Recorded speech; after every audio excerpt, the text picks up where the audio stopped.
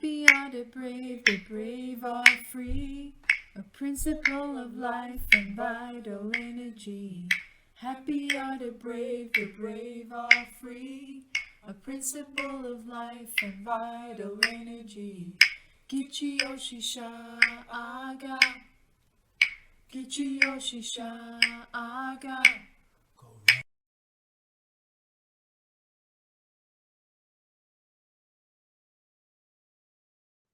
Okay, Salutations, absolutely. everyone. Welcome to another Go Rambo segment. And as we always do, I'm here with my esteemed colleague, Lady Grenelle, and myself, the treasure hunter looking for valuable, interesting things to help sustain my life and maybe yours. Yes, indeed. You are most welcome, everybody. Would you like to introduce yourselves? Lady Mama Kay and Mr. Steve. Mr. Tundaka. Hi, my name is Kyeatta or Mama K.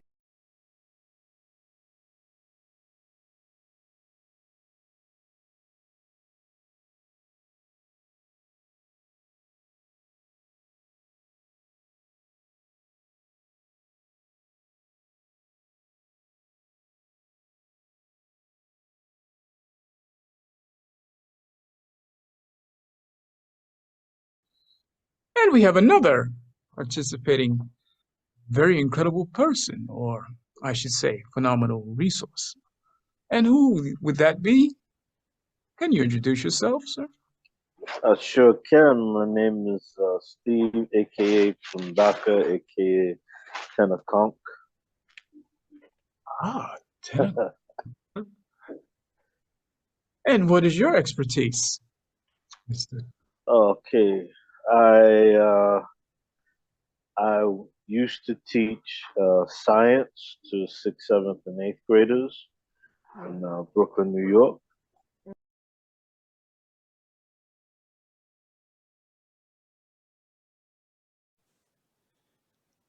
Edgar Allan Poe would frequent the area of Gunner's Tavern,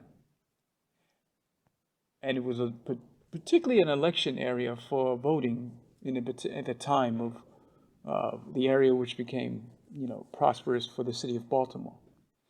So that being said, Gunner, having a legacy in the name of such, where it became maybe a place of important notoriety as far as political situations in the society, seems to have something to do with each of you and the areas that you took to become a provider for the public and for needs of your necessity to remain in your lifestyles and your family. So how would you see the name Gunnarsson, which means son of Gunner, and also became a place of a political establishment? How would you relate to these circumstances and what you do, and particularly you, Mr. Tundaka and Kyeatta, and you, Mama K, and an events creator or organizer? So I would say that it reminds me of my family who came here from.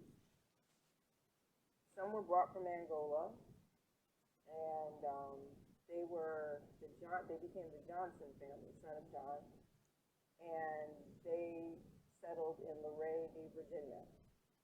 And when they settled in Luray, Virginia, they had about 900 acres of land. They settled in Luray after they finished. They were indentured servants. They were actually given their freedom and given land, which is something no one speaks about that happens to Africans who've been enslaved. They didn't stay in slavery the whole time, not everyone, especially not the first ones that were brought over.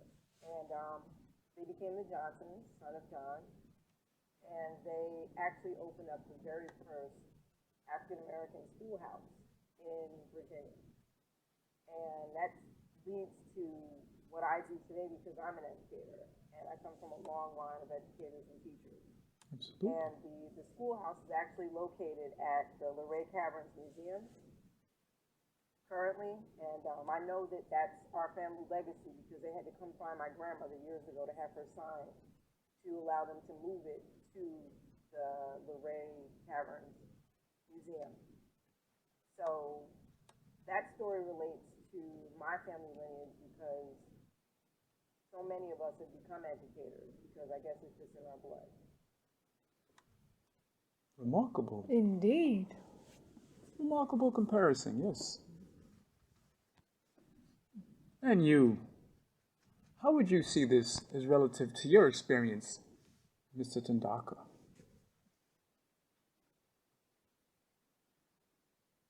Well, with going to another country, you have to learn. Well, the language is good to learn, but you also have to learn the culture of people. So you have to learn to adapt in order to survive in a way. And if it can be something that's very difficult, but it's also necessary. So I would say, and with capoeira, that's one of the main things because you have to disguise your intentions in order to make a person do what you want to do, so that you can trick them, or you can have something over them. Right? So I would say, adaptation can be something that a type of skill in order to learn to survive. Yes, I believe so. It's like they both spoke about the significance and the depiction of Rambo, it seems, yes. Finding it very, very valuable for myself. I'm going to explore more into this. And also, I'm not sure if everyone on board knows the background of the word Rambo itself. Maybe I should go into the explanation. So, the word Ram, which is an ancient Swedish term, that goes into the explanation of the word for raven. And then you have bow, which is nest in the Swedish language of today. So Rambo will be raven's nest. As in the raven that Mr. Poe wrote about himself. Quite similarities of intriguement. One more thing, or maybe many more things. The area. Well, let's start from here. Rambo resided with his wife, I believe her name was Kyeatta, in an area that was called Shaka Mason. And how would you pronounce that in its original language? Of the Lenape, the Lenni Lenape language was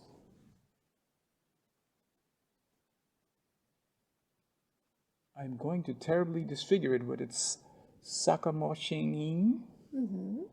Yes. Which means to make a chief or king place. And this was referring to the Lenni Lenape Sanchim, or Sakamo, Sakimo, I should state, on the Delaware River.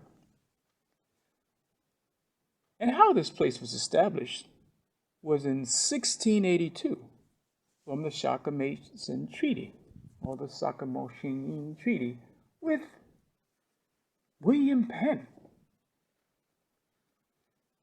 And these are depicted actually here in the city of Gothenburg, in the area of Steinbrenner. Yes, I found Yes, there's a Delaware monument, and there's an exact copy in the United States of America today, I mean.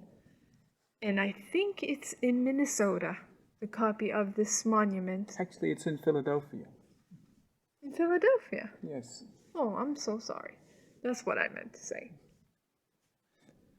And this treaty was signed between William Penn and Eleni Lenape with the bear witnesses of Peter Gunnarsson Ramberg, Peter Koch, and others. And I would like to know how you would see yourself as regarded as a chief or an area where you're from, now or before, as being a chiefly a very important situation in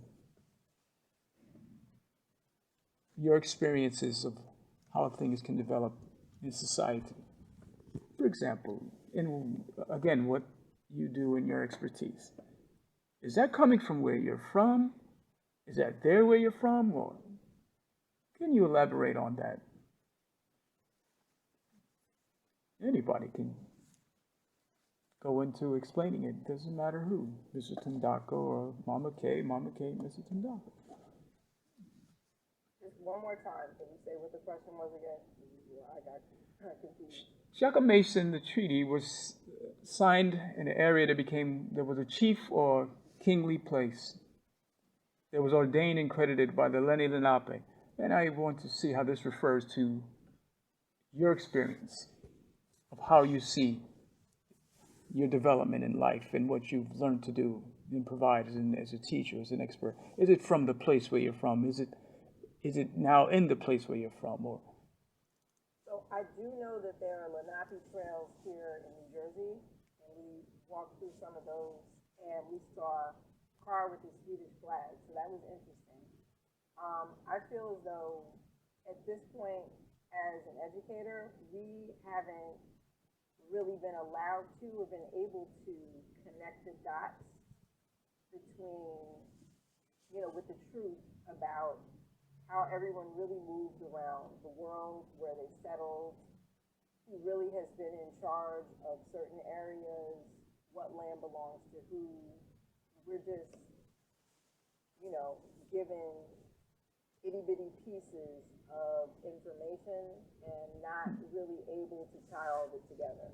I think they do a better job maybe overseas of providing people with education based on history. I mean, I don't know. I'm guessing because this information that you found out, we have no knowledge of that. I've never seen any textbooks here in the United States. And, even though now I'm only teaching elementary school, I have taught middle school and high school. I just walked away because it was just too sad. Kids go through too much at a late age, especially in the New York City area, because I teach in South Bronx. But I think that a lot of people don't have any real information about the truth regarding the real history of this country, the real history of our